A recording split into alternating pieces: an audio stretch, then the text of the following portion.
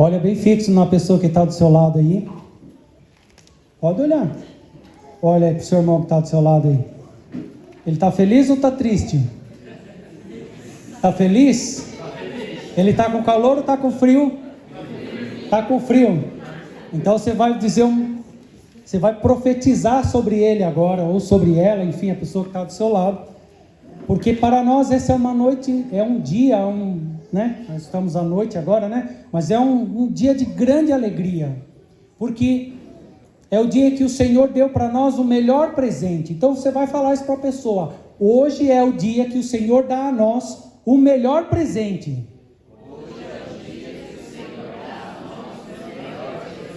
Nossa, que belezinha, mas como diz o Padre Alexandre, para um ensaio foi até mais ou menos, né?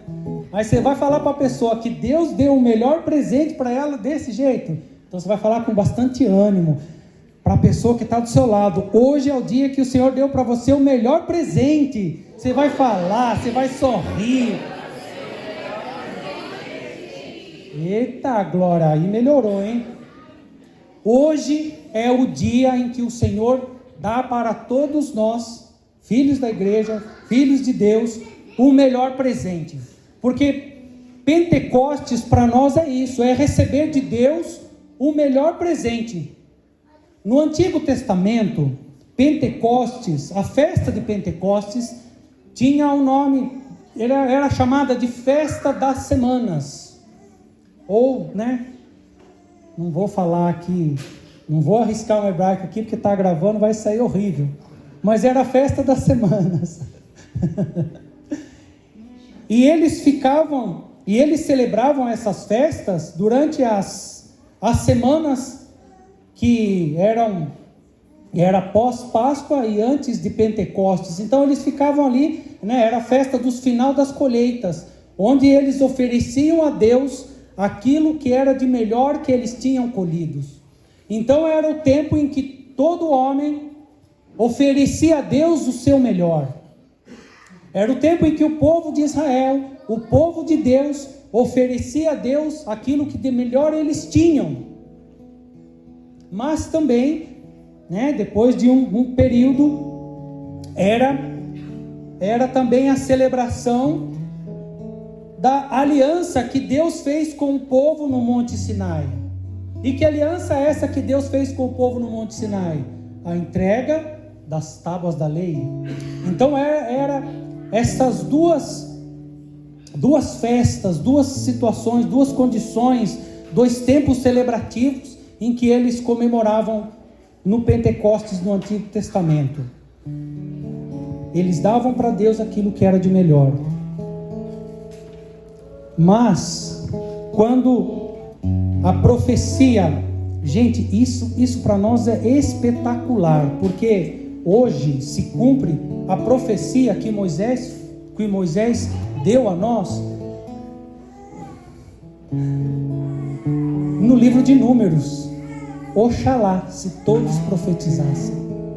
E essa profecia, ela caminhou durante muito tempo, durante anos e anos e anos, e gerações em gerações, até chegar no dia de Pentecostes, onde Jesus manda sobre nós o seu Espírito. E veja que presente maravilhoso é esse que Deus deu para nós. Deus deu para nós o Espírito Santo. Cara, você consegue imaginar, Lucas, você consegue imaginar?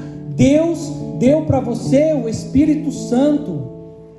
O Espírito Santo é a terceira pessoa da Santíssima Trindade. É Deus habitando em você. É Deus habitando em você, Rafael. É Deus habitando em cada um de nós.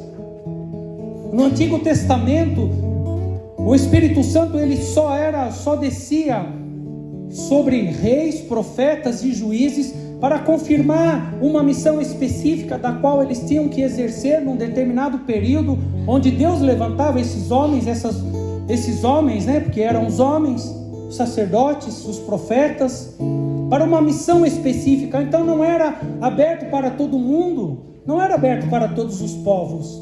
Ah, meu Deus, mas no dia de Pentecostes, 50 dias depois da Páscoa, 50 dias depois da ressurreição de Jesus, Então Ele envia sobre todo homem, sobre toda mulher, sobre todos os filhos, sobre todos nós, sobre você, o Espírito Santo.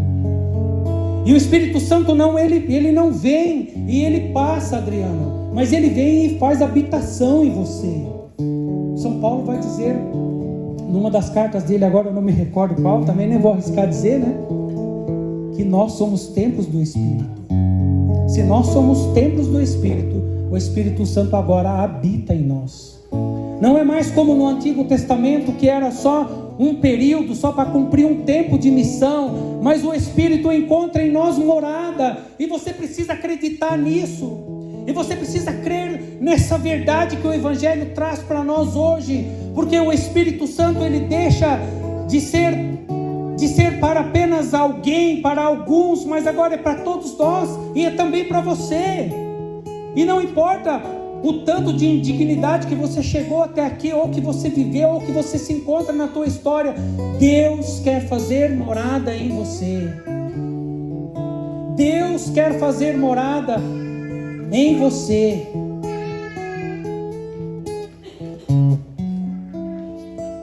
Veja, meus irmãos, começando lá desde Moisés, lá no livro de Números, no deserto, no capítulo 11, onde o povo estava passando por um período de fome.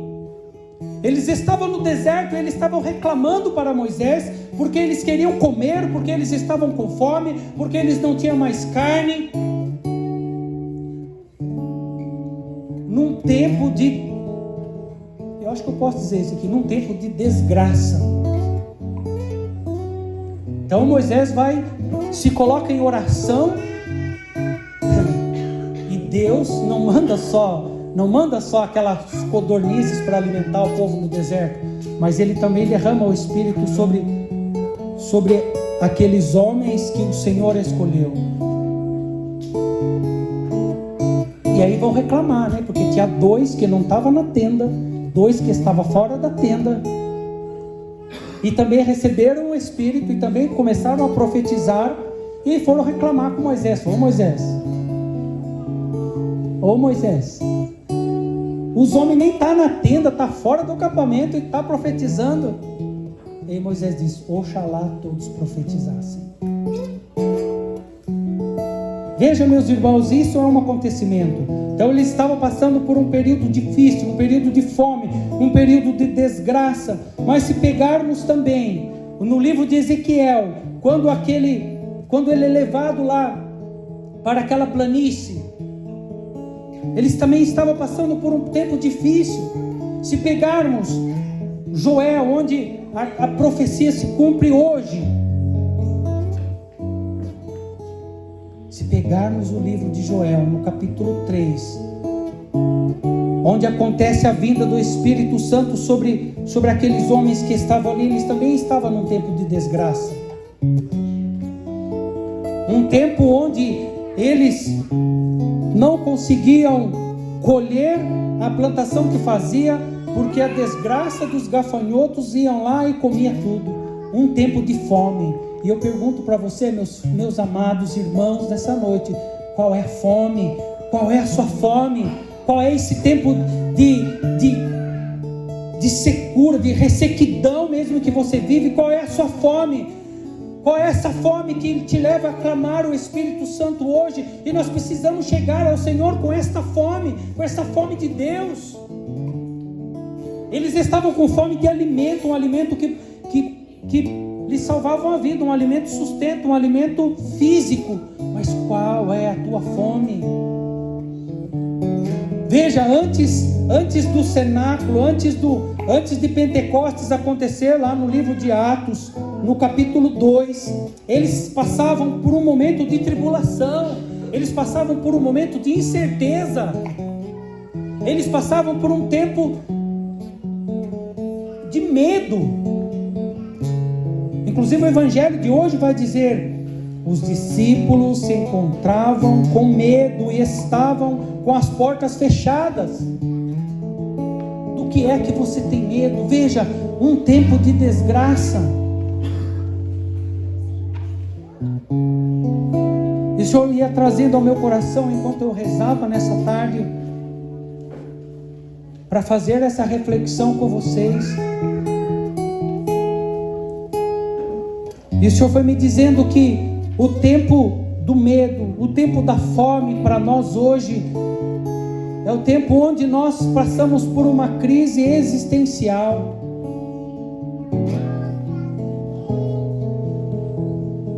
Nós não sabemos quem mais somos. O povo não sabe quem mais é. E aí eu lembro aqui, os irmãos que estão fazendo o caminho conosco de consagração, já experimentaram essa pergunta: quem é você? Quem é você? Quando lançamos essa pergunta sobre alguém, uma enorme dificuldade de responder, porque eu não sei quem eu sou. Não sabemos quem nós somos por conta dessa crise existencial. E Santo Tomás de Aquino vai dizer, né, que a nossa alma é o lugar do nosso encontro com Deus. É o lugar do encontro do humano com Deus, o lugar da nossa vontade, o lugar da nossa inteligência. E que ela não está separada do corpo, mas ela é... Nossa alma é um só com o nosso corpo. E quando nós entramos nessa crise existencial, então nós esquecemos quem nós somos, porque nós afastamos Deus.